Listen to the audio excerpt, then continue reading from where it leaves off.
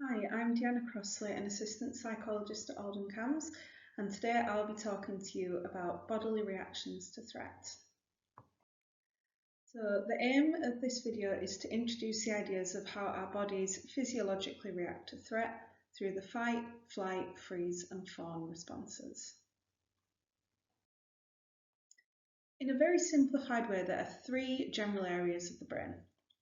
The reptilian brain is the oldest part of our brain, and as the name suggests, it's the part of the brain that has evolved from reptiles. This area of the brain is responsible for our survival. And we then have the emotional brain, or the limbic system, which is the area of the brain that we also see in monkeys and other mammals. This part of the brain is responsible for emotions, relationships, memory, and evaluating things.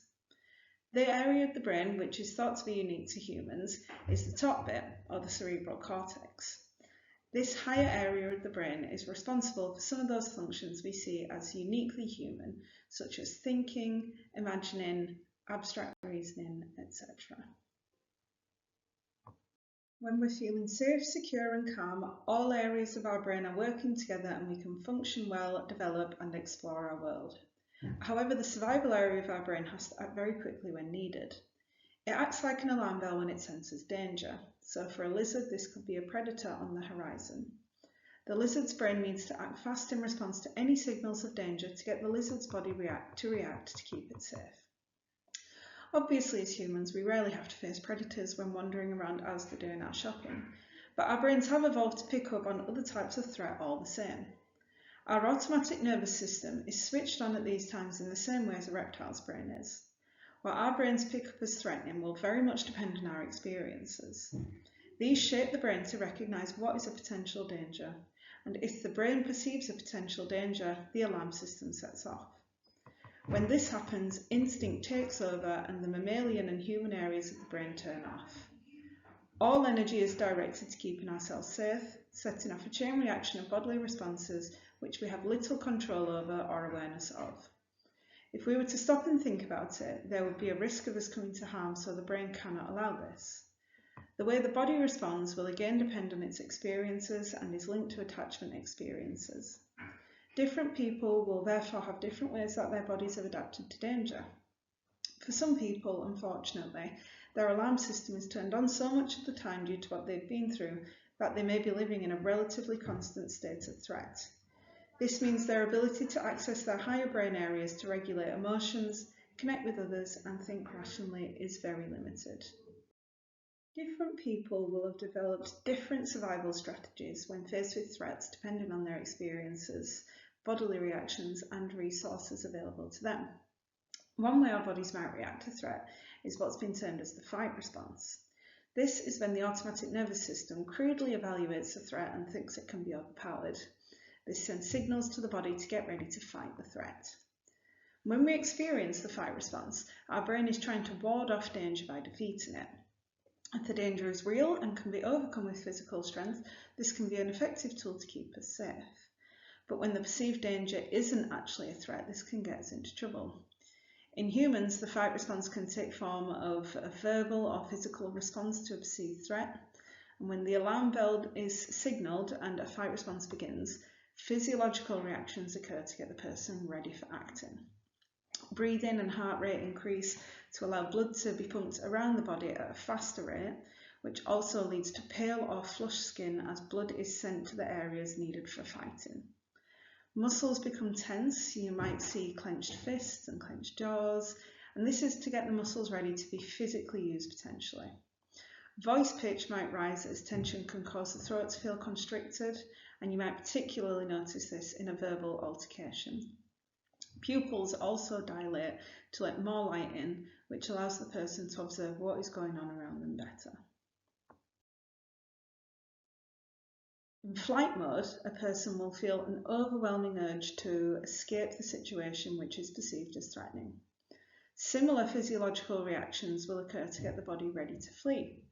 Heart rate and breathing increases again with the same purpose of getting the blood pumping around the body quicker, and the skin may appear again to be flushed or pale as the blood is directed to areas needed to run away.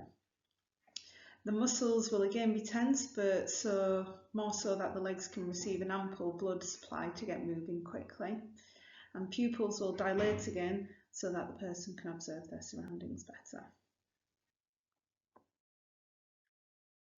The freeze response is a different set of physiological responses than those responsible for fight or flight.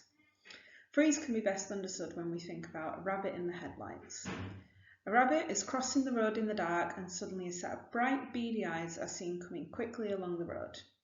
The rabbit's alarm system in the brain signals danger and thinks predator.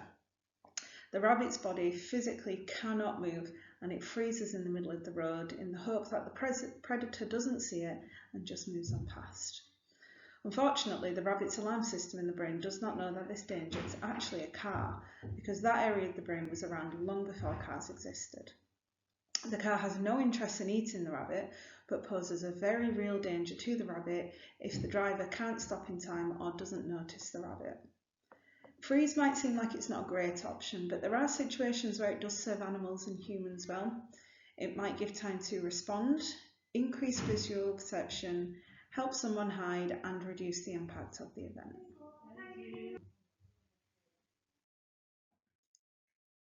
The Fawn response is a human-specific bodily response to perceived threat. In a state of fawn, a person will abandon their own needs in favour of others to avoid conflict, criticism, or disapproval. This response is often rooted in relational or childhood trauma.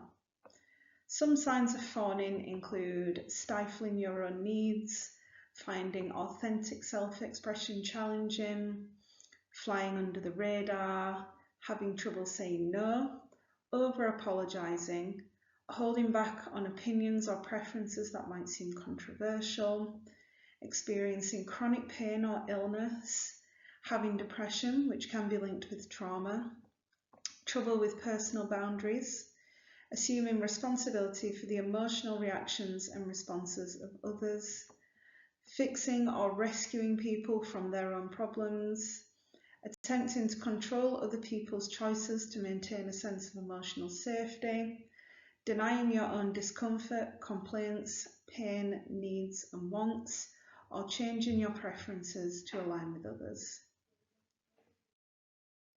You might be wondering if we have any control over the body's fight, flight or freeze response if it's so automatic, and what to do if somebody is spending a lot of time in these states.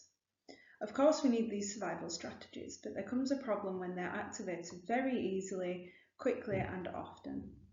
In these cases, someone is less able to tap into the higher areas of their brain where they can engage socially and experience pleasant emotions and personal development. The first step in taking control of the body's automatic responses is to understand what happens and then to think about individual signs, symptoms and triggers for them. It might be a case of trying to reduce the potential triggers or find ways to anticipate how you would manage these before they come up. Techniques that aim to counteract the physiological reactions responsible for the fight, flight or freeze responses can be useful to practice. It's important to practice these when calm and not in a state of fight or flight, because at this point it's too late and the part of the brain needed to consciously think about what to do will not be switched on. Techniques such as deep breathing, grounding exercises, guided imagery or relaxation and exercise can be helpful. And finding a physical safe place or developing one you can imagine can also be useful, particularly for freeze responses when you might need some time to reduce physical arousal in order to think about the next steps once the higher area of the brain can be tapped into again.